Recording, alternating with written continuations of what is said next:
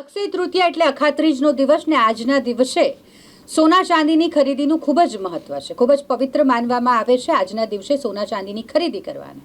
પરંતુ વધી રહેલા સોનાના ભાવ અને ચાંદીના ભાવ જેની અસર આજે અખાત્રીજના દિવસે જોવા મળી છે.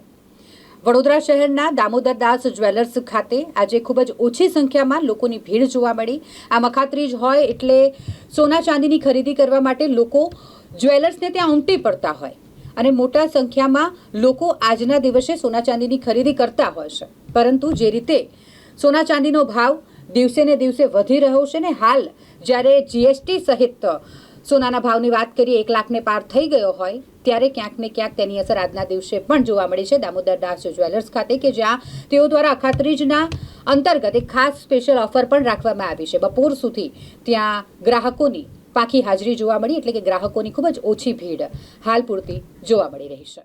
સોનાનો ભાવ આમ જોવા જઈએ તો વર્ષ દર વર્ષ વધતો જ જાય છે એટલે આ ભાવ કદાચ આવતા વર્ષે બી ઓછો લાગશે આપણને.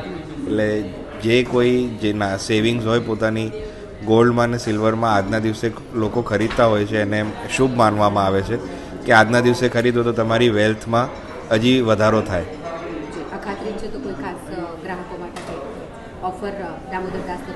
યસ, અમે ઓફર રાખેલી છે.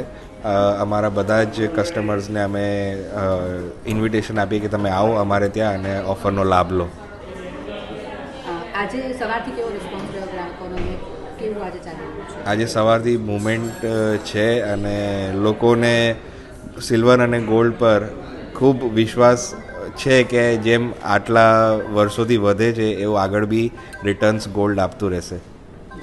અને અખાત્રીજ હોય એટલે આપણે એવું કહેવાય કે ખાસ કરીને ભારતીયો એમને પૈસા કરતાં વધારે એક ઇમોશન સાથે સંકળાયેલું છે. જી જી. એટલે કોઈ ખાસ એવી અલગ વેરાયટી દામોદરદાસ અખાત્રીજના દિવસે જી, આપણે હર થોડા ટાઈમે કંઈક ને કંઈક નવી વેરાયટી લાવતા જોઈએ છે અને અમારી એવી ટેગલાઇન બી છે કે આ it is an investment you can wear.